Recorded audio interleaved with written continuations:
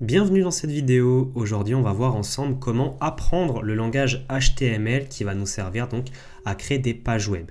Cette vidéo va donc être la première de cette playlist pour apprendre vraiment en globalité et surtout les choses essentielles du langage HTML. Alors déjà le HTML, qu'est-ce que c'est? Eh bien on va reprendre sa définition exacte, ça s'appelle de l'Hypertext Markup Language. Alors bien entendu je ne l'ai pas dit avec l'accent précis, mais en tout cas ça vous donne déjà une indication. Donc pour la mesure d'exemple, le HTML, c'est donc la structure d'une page web.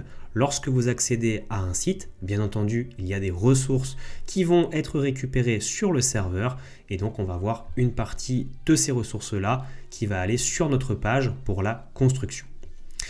Au niveau de ceci, il y a donc trois langages principaux sur une page web. Il va donc y avoir la première que nous venons de voir, le HTML qui va servir pour la structure. Donc pour définir, en même temps nous avons les marques comme les éléments qu'on va voir aussi un petit peu plus tard et on a aussi la sémantique qui va être utilisée comme les articles, les headers, le pied de page pour tout ce qui va être la recherche, les lecteurs et tant d'autres. On verra ensuite d'autres playlists, donc pas dans cette vidéo, mais on va parler rapidement du CSS, qui va donc être un autre langage qui va accompagner le HTML pour faire donc la présentation avec le style pour les éléments HTML et leur donner un petit peu plus de design. Pour le layout, donc définir l'apparence de la page et bien entendu gérer aussi la responsive, l'affichage, si ça va être centré, si ça va s'adapter à tous les écrans. Donc c'est un langage qu'on verra dans d'autres playlists. Ensuite, nous avons le JavaScript. Bien entendu, sur beaucoup de sites internet, vous pourrez retrouver ce bundle dans le navigateur avec les outils de développement. Ça va principalement être utilisé pour l'interactivité, pour dynamiser un petit peu les pages web avec des boutons, des composants, des cartes qui vont se retourner, etc. Donc c'est vraiment pour le contrôle du navigateur, la manipulation du DOM, et effectivement c'est utilisé dans tout ce qui est la logique, par exemple un compteur, quand vous cliquez sur un bouton et que ça va s'incrémenter d'un numéro. On va ensuite voir un petit peu comment ça fonctionne en détail. Bien entendu, vous, le commun des mortels, lorsque vous allez sur une page web, vous entrez simplement une URL et vous ne voyez pas ce qui se passe derrière. Et bien lorsque vous accédez à un site web, c'est très simple. Vous entrez l'URL et le navigateur va envoyer sa requête directement à Internet. Internet va donc aller localiser le serveur en question, donc il transmet la requête au serveur approprié, il va la traiter. Le serveur va donc renvoyer une réponse pour dire « Ok, j'ai bien reçu la requête à Internet » et donc on va retransmettre la réponse au navigateur qui va donc analyser le HTML, il va télécharger les ressources supplémentaires s'il y a du CSS, du JavaScript, des images sur le serveur. Il va construire notre fameux DOM, donc le contenu à l'intérieur, et exécuter les scripts. Une fois que ces étapes ont été faites dans le navigateur, eh bien, à ce moment-là, l'affichage du contenu aura lieu sur votre appareil.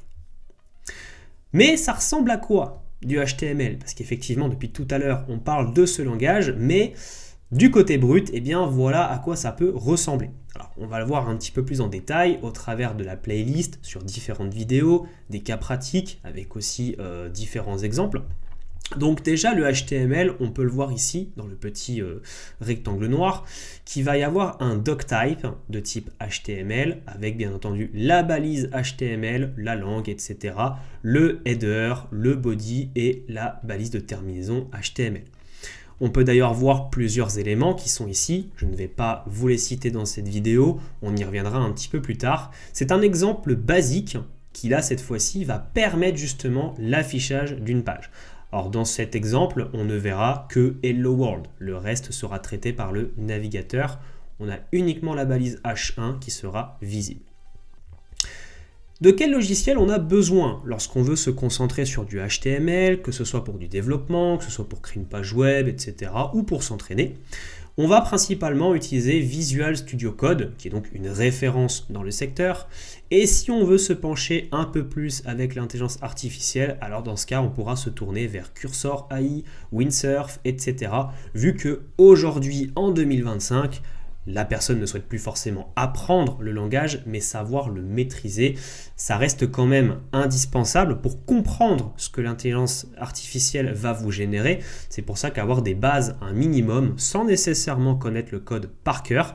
Je ne suis pas un professionnel du code, je ne suis pas développeur de métier, et pourtant j'utilise Visual Studio Code, Cursor ainsi que tant d'autres pour pouvoir m'aider dans mes tâches de codage, que ce soit pour des applications iOS, que ce soit des applications web, etc. On va donc appeler ça un IDE. Donc si vous ne connaissez pas la définition, ici elle est en anglais, mais c'est un environnement de développement intégré qui va vous proposer une suite d'outils complète pour justement amener votre développement au succès.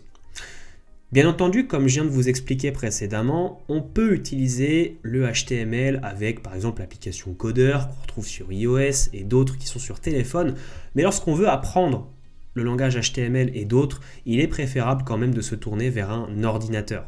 Parce que déjà on aura un meilleur visuel et effectivement par rapport à l'ordinateur et au téléphone, il y aura aussi beaucoup plus de compatibilité.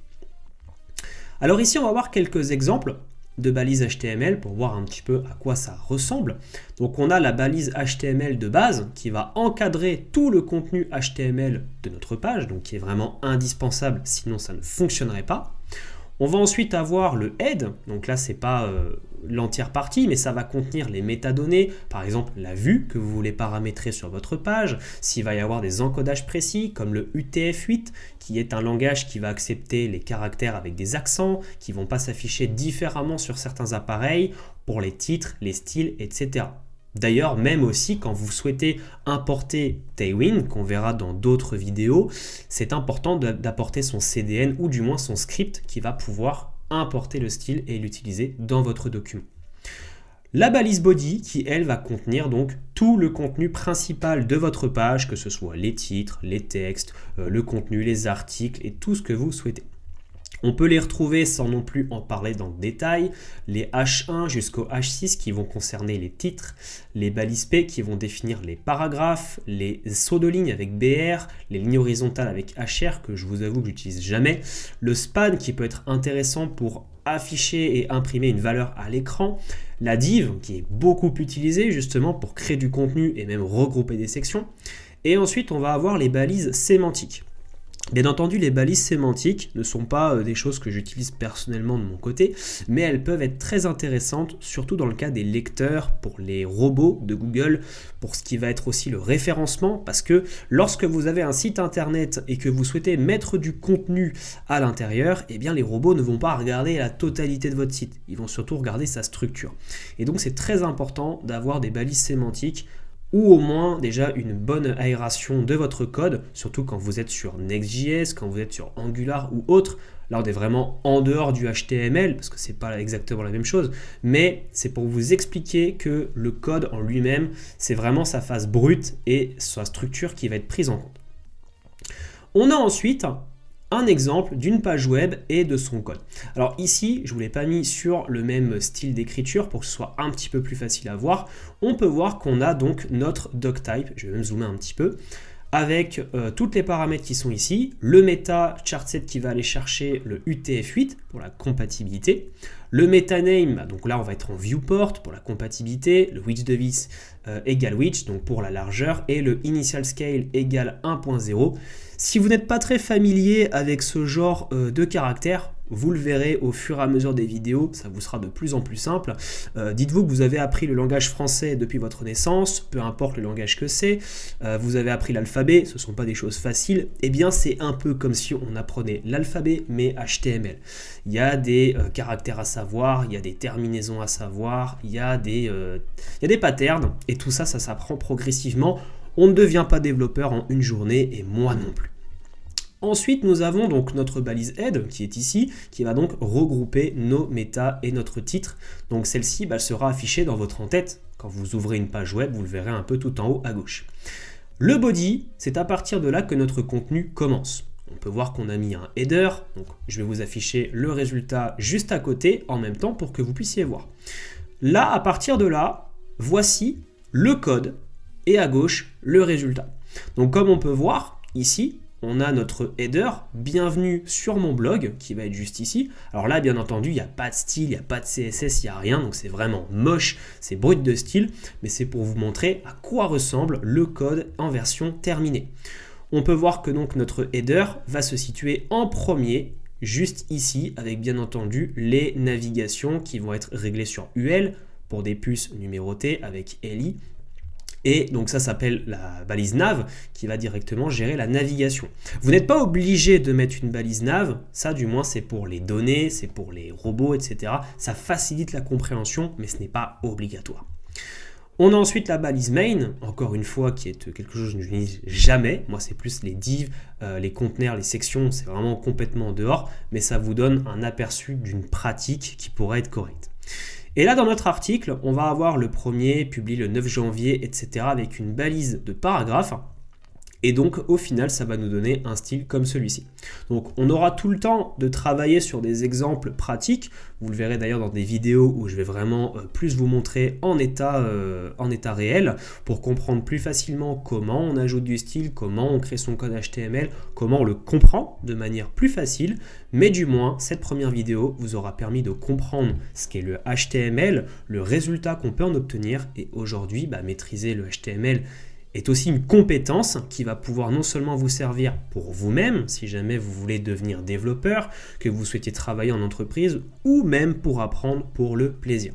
Cette vidéo est donc terminée. Si jamais tu as aimé ce contenu, n'hésite pas à me le faire savoir en lâchant un pouce sur cette vidéo, en t'abonnant, et on se retrouvera pour d'autres contenus. À bientôt.